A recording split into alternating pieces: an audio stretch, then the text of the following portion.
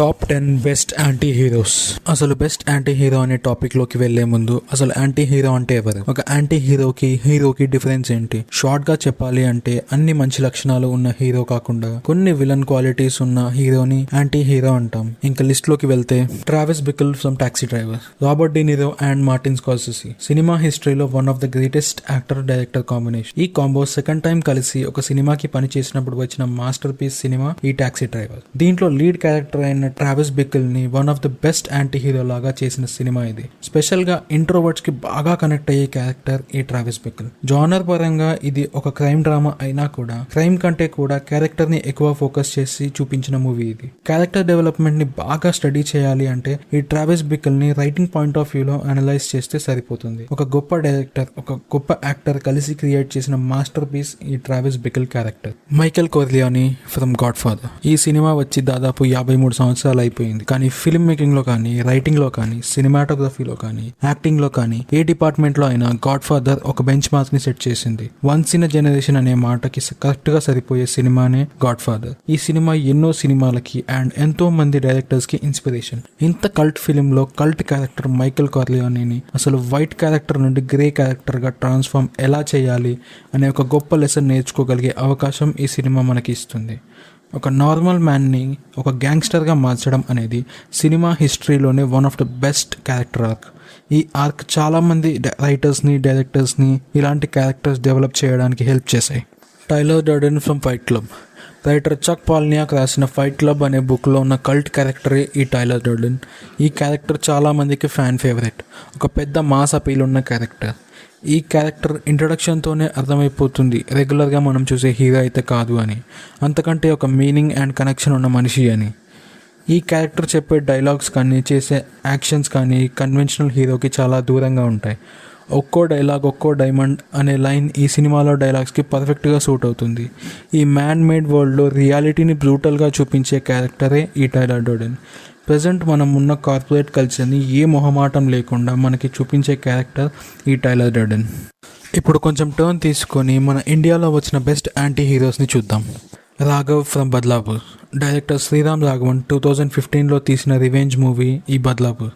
ఈ సినిమాలో కథ అంతగా ఏమీ ఉండదు, బికాజ్ ఇది ఒక మనిషి రివెంజ్ కోసం ఎంత డ్రాస్టిక్గా చేంజ్ అవుతాడు, ఆ రివెంజ్ అనే ఎమోషన్ ఒక మనిషిని ఎంత వరకు తీసుకెళ్తుంది అని ఈ రాఘవ్ క్యారెక్టర్లో చూడొచ్చు. అప్పటి వరకు ఎక్కువగా కామెడీ సినిమాలు చేసిన వరుణ్ ధవన్ కెరియర్ ఈ సినిమాతో వేరే వేవ్కి వెళ్ళింది. ఈ యాంటీ హీరోకి ఆపోజిట్గా విలన్ రోల్లో నవాజుద్దీన్ యాక్టింగ్ కూడా టాప్ నాచ్ ఉంటుంది. ఈ రెండు గ్రే క్యారెక్టర్ ఫేస్ ఆఫ్ ఇంకా ఈ యాంటీ హీరో క్యారెక్టరైజేషన్ మిగిలిన రివెంజ్ మూవీస్కి ఈ సినిమాని వేరు చేస్తుంది. స్టోరీ కంటే కూడా క్యారెక్టరైజేషన్ మీద ఎక్కువ కాన్సన్ట్రేట్ చేసిన మూవీ చాలా ఇంటర్నేషనల్ మూవీస్ని మనకి గుర్తు చేస్తుంది. మక్బూల్. డైరెక్టర్ విశాల్ భారద్వాజ్ ఇండియన్ కాంటెక్స్లో షేక్స్పియర్ రైటింగ్ని అడాప్ట్ చేయడంలో ఎక్స్పర్ట్. అలాంటిది ఆయన ఫేమస్ షేక్స్పియర్ ప్లే అయిన మ్యాక్బెత్ని మక్బూల్గా అడాప్ట్ చేశారు.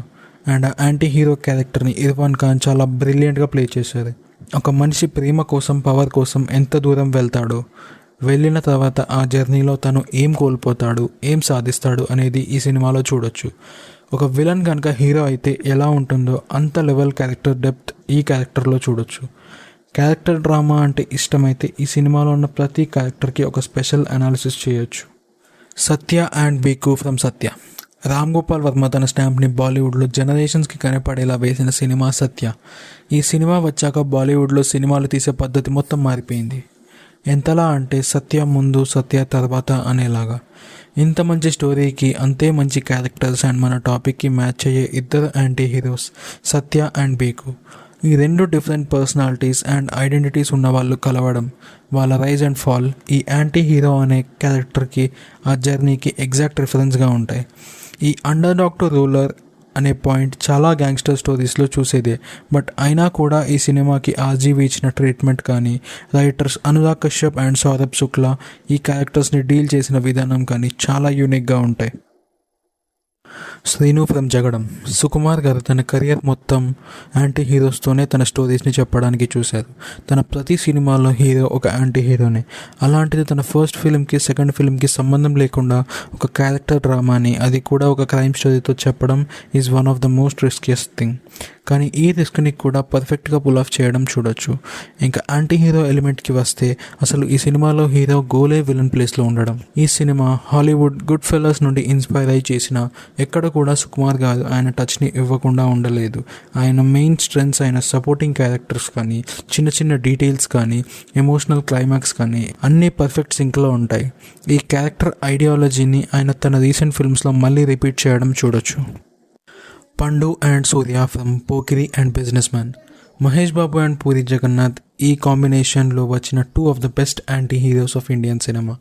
ఒక దాంట్లో అండర్ కవర్ కాప్ అండ్ ఇంకో దాంట్లో రూత్లెస్ గ్యాంగ్స్టర్. ఈ రెండిట్లో క్యారెక్టర్స్ చెప్పే డైలాగ్స్ రియల్ లైఫ్కి చాలా దగ్గరగా ఉంటాయి. అండ్ ఈ 2 సినిమాల్లో Mahesh Babu acting is the top notch thing. And Puri గారి కన్విక్షన్ వల్ల ఈ 2 క్యారెక్టర్స్కి అప్పటి నుండి ఇప్పటి వరకు రిలవెన్స్ కానీ, అడ్మిరేషన్ కానీ ఇంకా పెరుగుతూనే ఉంది. ఇలాంటి క్యారెక్టర్స్ పూరి జగన్నాథ్ గారు చాలా రాసినా కూడా ఈ 2 మాత్రం వేరే లీగ్లోనే ఉంటాయి. పోకిరి టైంకి అసలు ఇలాంటి క్యారెక్టర్ కానీ, క్లైమాక్స్లో ట్విస్ట్ కానీ ఎవరు ఊహించలేదు. కొన్ని రోజుల వరకు కూడా ఈ సినిమాకి ఫ్లాప్ టాక్ వచ్చింది. ఆ తర్వాత ఈ సినిమా పికప్ అయింది. ఇంకా బిజినెస్ మ్యాన్ అయితే ఆ టైంకి ఏ యాక్టర్ కూడా రిస్క్ చేయని క్యారెక్టర్. ఆల్మోస్ట్ రియల్ లైఫ్ గ్యాంగ్స్టర్ని చూసినట్టే ఉండే character design and arc. Arjun Reddy, అది 2017. అప్పుడు ఇండస్ట్రీలో ఒక డెబ్యూ డైరెక్టర్ ఒక యాక్చువల్ బోల్డ్ ఫిల్మ్తో వచ్చాడు. అండ్ ఈ సినిమాకి ఒక వర్గం నుండి విపరీతమైన హేట్రెడ్ అండ్ దానికి ఆపోజిట్గా అంతే అడ్మిరేషన్ కూడా ఉంది. ఒక లవ్ స్టోరీని ఇలా కూడా చెప్పొచ్చా అని ఇండస్ట్రీ అంతా ఆశ్చర్యపోయింది. అదంతా ఒక్క క్యారెక్టర్ వల్లే అయింది. That is Arjun Reddy. కొంతమందికి అర్జున్ రెడ్డి అంటే నాట్ జస్ట్ క్యారెక్టర్, అది ఒక అడ్మిరేషన్. ఇంకొంతమందికి ఈ క్యారెక్టర్ వల్ల సమాజం పాడైపోతుంది అనే ఒపీనియన్ కూడా ఉంది. ఈ 2 ఎక్స్ట్రీమ్స్ని టచ్ చేయడం చాలా కష్టం.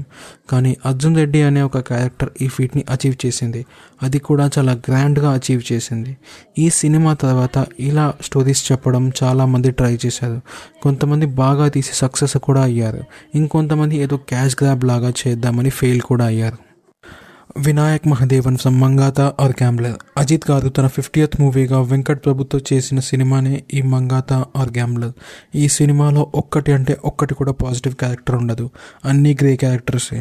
దాంట్లో ది మోస్ట్ షైన్ అయ్యేది వినాయక్ మహదేవన్. ఈ క్యాట్ అండ్ మౌస్ థ్రిల్లర్లో ఒక్క క్యారెక్టర్, అది కూడా యాంటీ హీరో అయ్యి ఉండి హీరోయిక్గా అనిపించడం ఈజ్ ద టఫెస్ట్ థింగ్.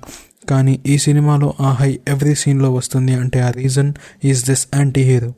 ఈ క్యారెక్టర్ హైలైట్ అవ్వడానికి తన యాక్షన్స్, మ్యూజిక్, మోటివేషన్ ఇవన్నీ మెయిన్ రీజన్స్ అని చెప్పొచ్చు.